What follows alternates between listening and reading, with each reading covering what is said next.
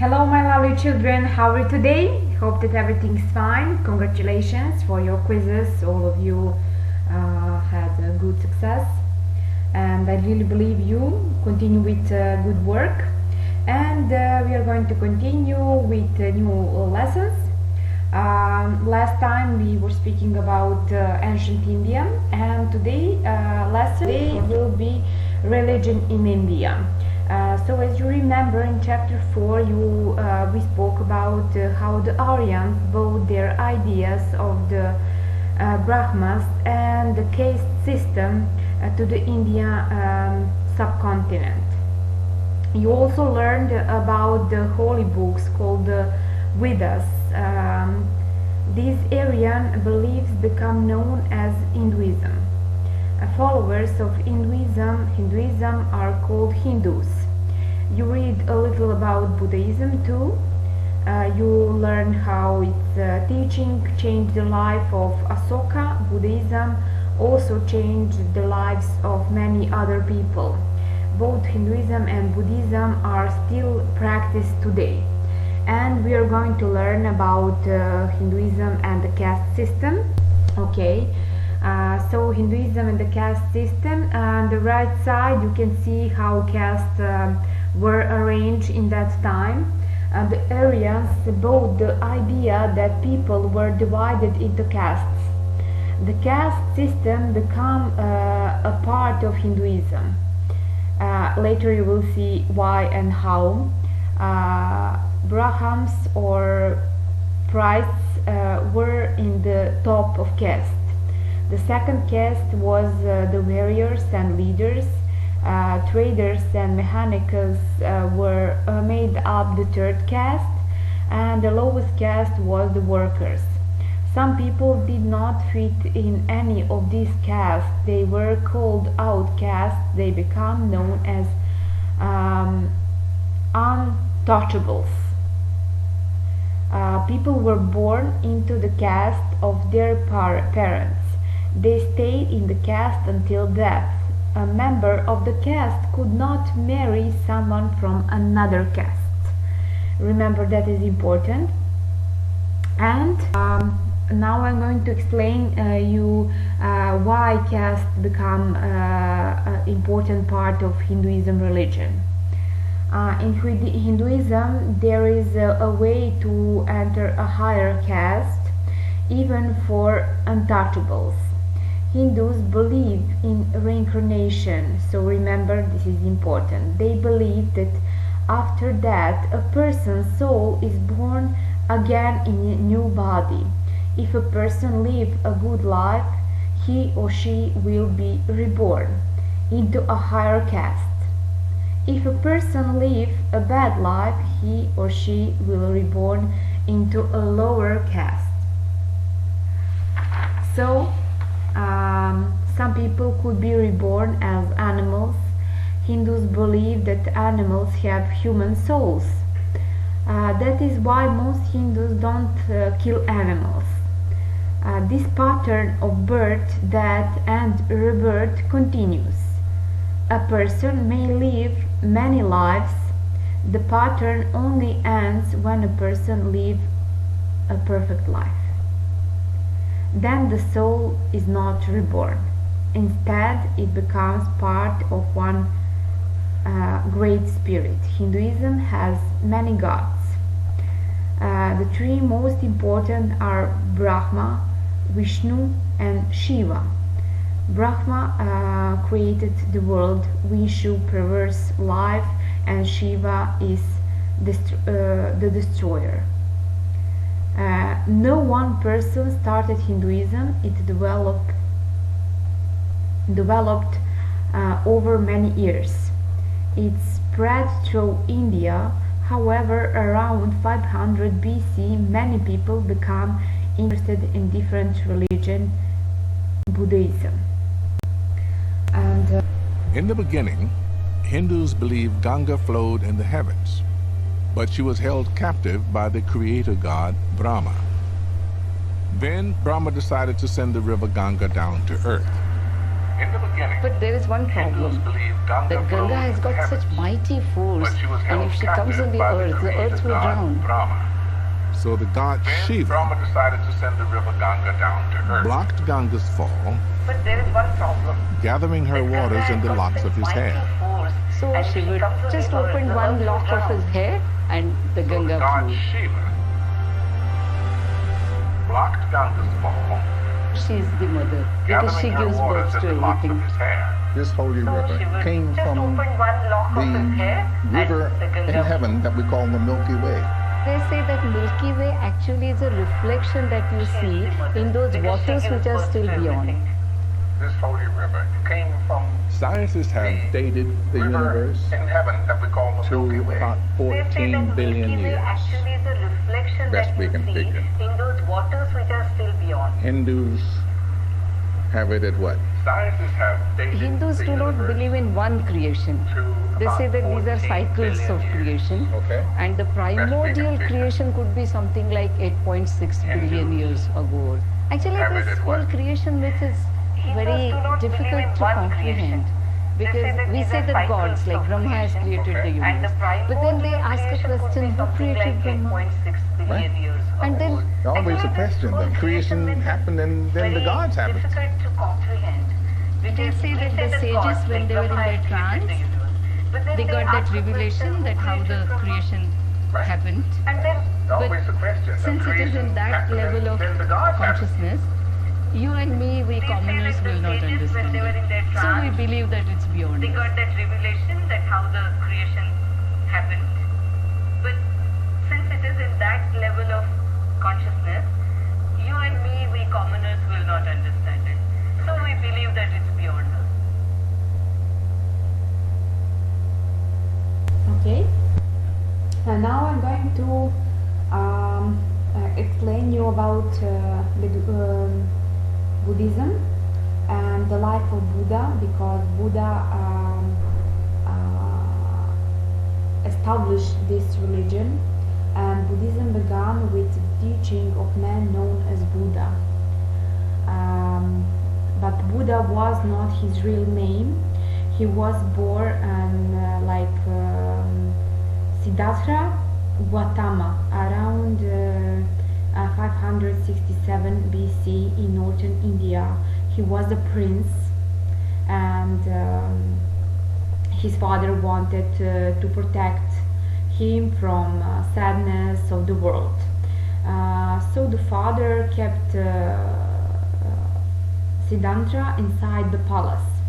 When Siddhartha was 30 years old, he left the palace for the first time, and he wanted to see the real world. Siddhartha was shocked by what he saw. He saw a dead body, he saw a sick man, he saw a beggar. Everywhere looked, he saw suffering. Siddhartha wanted to know what caused all this pain. He left the place for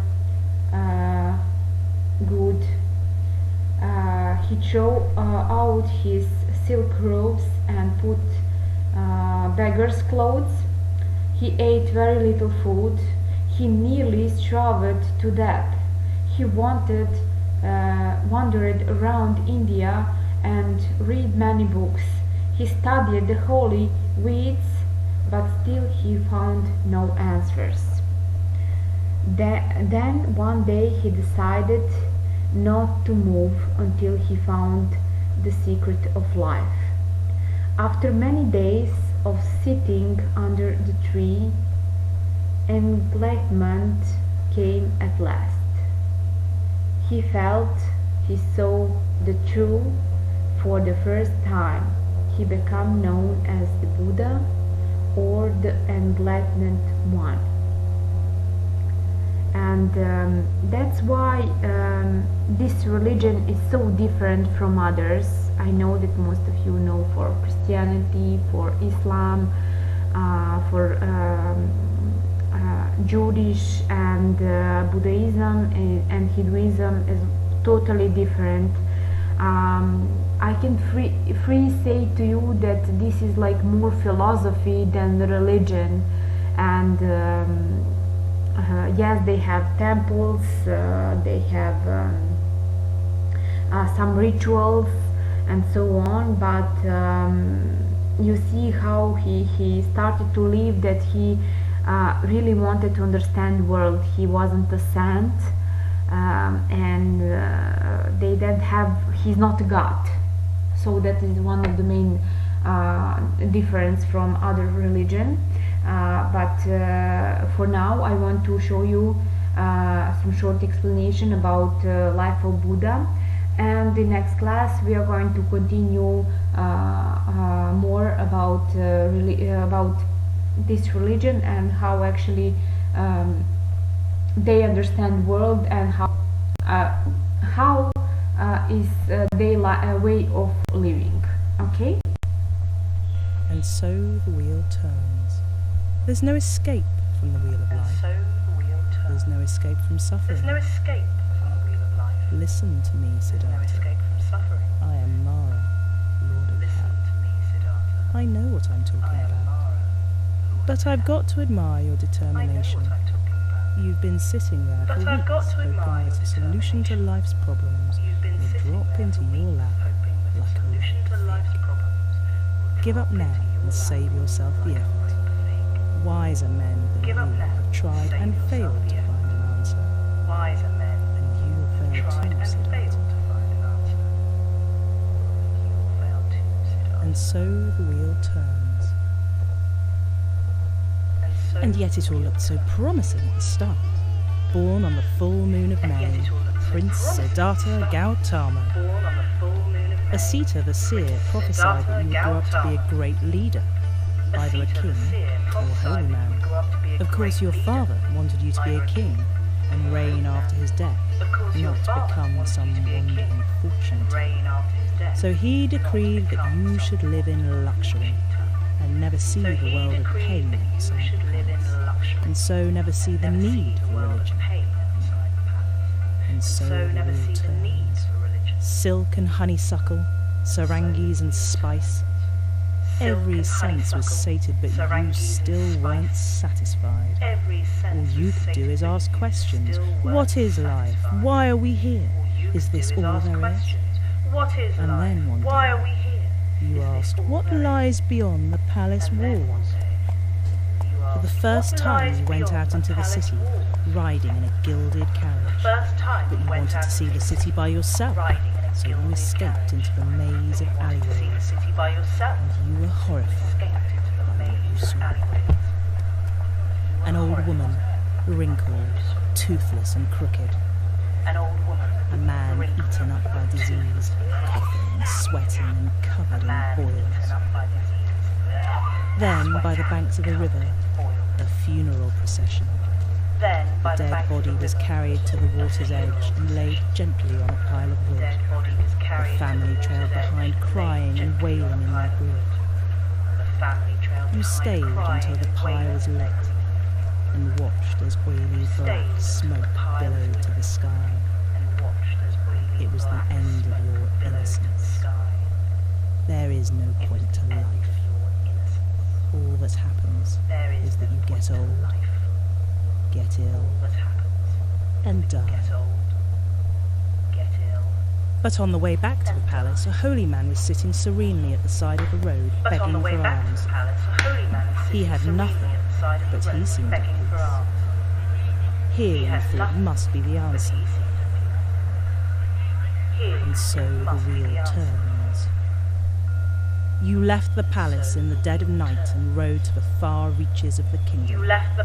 You exchanged your robes for rags, and in a forest you found a group of 5 holy men. They were naked and dirty, unkempt and scrawny.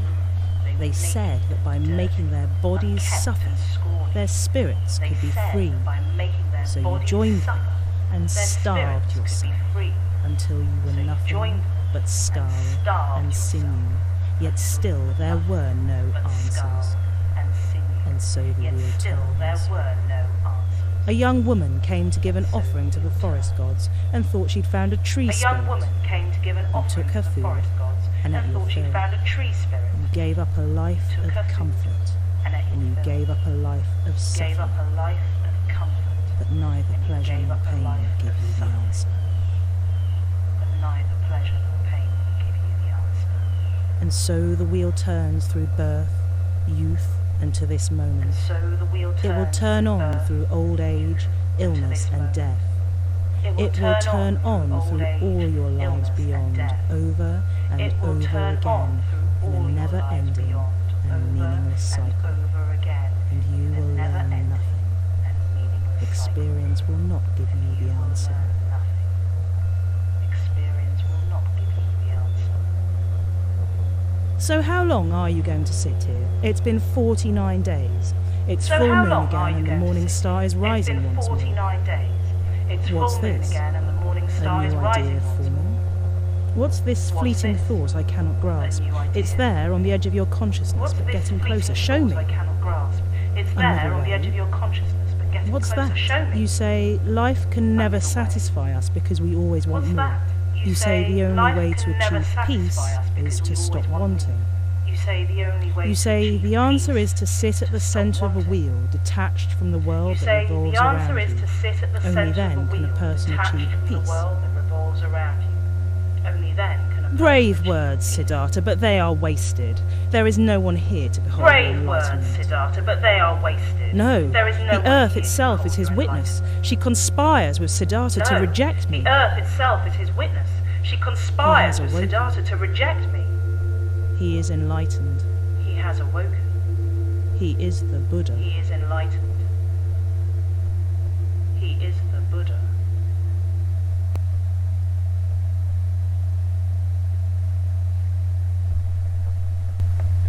So my children, this would be all for today. Thank you so much for your attention. Keep it up with the good work.